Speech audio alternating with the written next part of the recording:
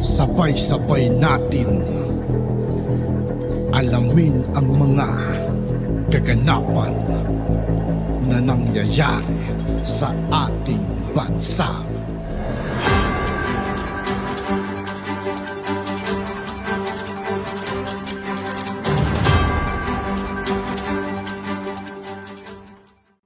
Yo, what's up mga kaibigan? This is I2K po again. Ngayon, nandito naman ulit tayo sa channel ni Pinas Trending Now TV. Dito naman tayo magbibigay ng komento at reaction, kaya samahan nyo ako guys.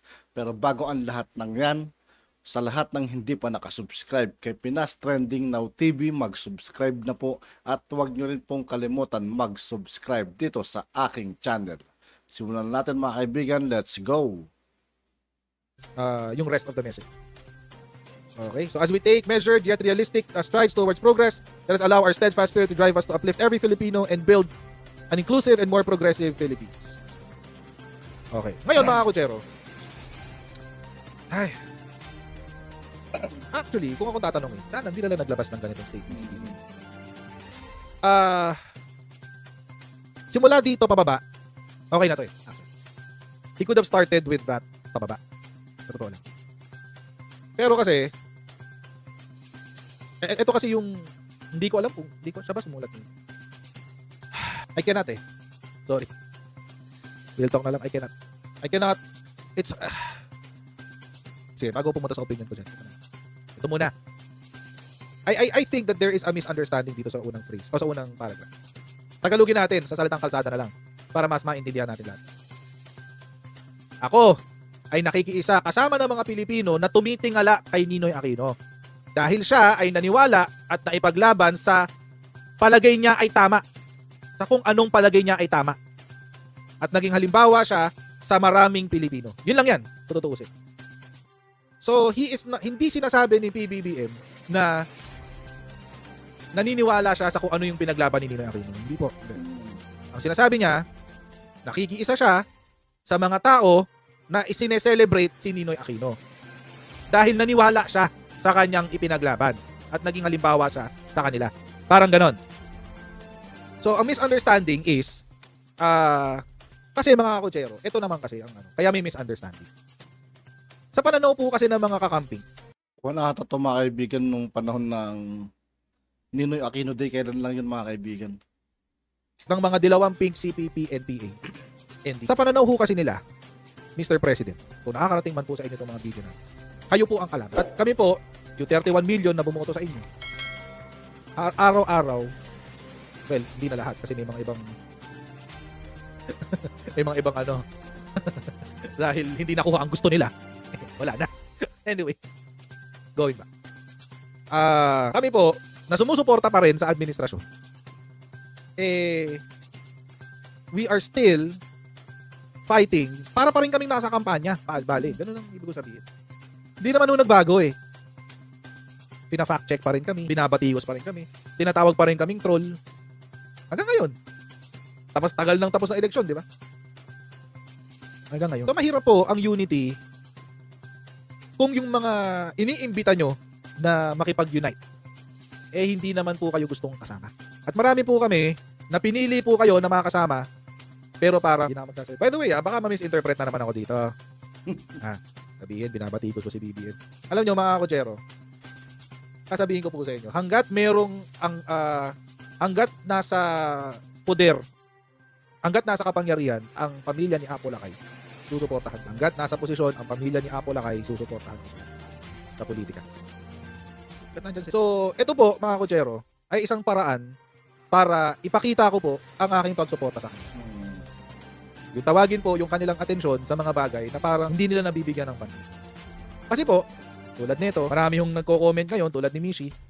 Mahirap kasi yan dahil daming nauto niyan at isa na ako doon, di katanggap-tanggap. Si Rizalina Baluyot, daming nag-blindsided sa propaganda for more than 35 years eh.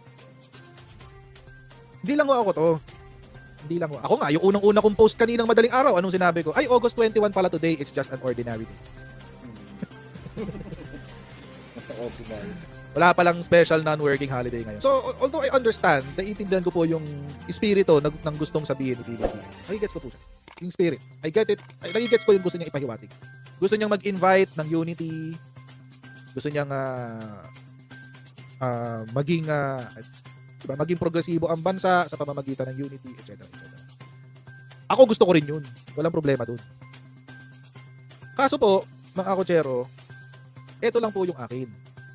Ito lang po yung akin. Hindi ko pa po napapanood yung kay attorney, kay Sec Gadon Hindi ko pa po napapanood yun. Ano to? Akin lang to. This is only my opinion. Nung nabasa ko lang to at may nag-message. Wala problema ho sa akin mag-unity. Gets ko yan. Tuloy tayo dyan sa unity. Go ako dyan. Kaso, kung may ganito ka, gusto ba nilang maipag-unity? Gusto ba nila? Di pa tapos ang laban ni Ninoy. De Lima reminds Pinoys to pursue freedom from corruption and poverty. Pinote pa niya si Ninoy Aquino. Ito yung mga taong gustong i-reach out ni Presidente, yung gusto niya maipag-unite. Si De Lima. Pinote pa niya si Ninoy. The moment you say no to tyranny, you are beginning the struggle, the long, lonely road to freedom. Please say no and learn to say no. Sino ho sila tawag niya ditong diktador?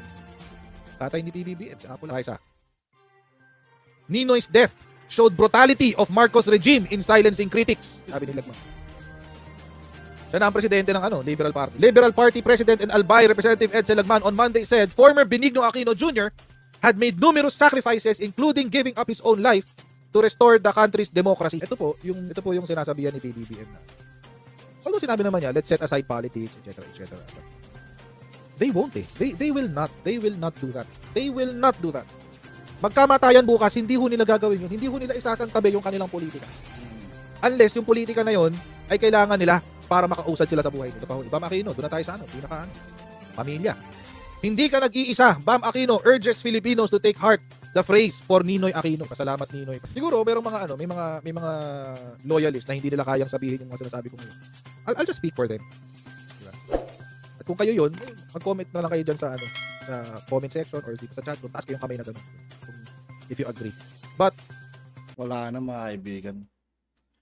Hindi na basta-basta maniniwala sa kanila mga Pilipino ngayon, lalo mulat na ang mata ng mga tao, mga kaibigan. Kaya kung balak pa nilang paikutin ng katotohanan, malabo na. Hindi na nila kayang burahin. Ang laki ng tulong ng social media, mga kaibigan. Dahil dyan, isa tayo sa namulat. Diba? Mahirap po kasi makipag-usap ng unity sa isang grupo na ayaw pong maipag-unite. Mahirap po. Mahirap. Sabihin natin wala namang masamang tinapay kay Presidente, forgiving si Presidente, walang issue, etc., etc. Walang problema 'yun. Agree naman tayo doon. Ang kaso ang problema natin hindi si Presidente. Ang problema natin sila yung may ayaw. Hindi pa raw tapos ang laban. Sila may problema. At dama pa rin po namin yan hanggang ngayon. Siguro po sa partido na nila, hindi nila masyadong dama. Sa Malacanang, hindi nila masyadong dama. Pero dito po sa totoong mundo, sa labas ng Malacanang, sa labas ng palasyo, dama pa rin po natin ang pangmamaliit ng mga dilawang pink CPP, NPA, NPA. Ibigay na ho natin kay PBBM yun. Sige, mabait, kapagpatawad, etc., etc. Totoo naman. If anything na narinig ko sa mga kahit sino na nakasalamuha si PBBM, iisa sila ng sinasabi. Napakabait daw talaga na tao. Walang masamang tinapay. Walang masamang tinapay daw talaga kay PBBM. Kaso, sa kabilang partido, yung gustong i-unite, puro masamang tinapay. Puro masamang tinapay. Hindi pa po, para sa akin po, ulit-ulitin ko po ito hanggat maintindihan. At yun nga po mga kaibigan, dito po nagtatapos ang ating reaction video. Muli ako po si I2K ng Sundalo ng Dunggalo at 811. Maraming salamat sa patuloy na pagsuporta. Yeah. Peace out.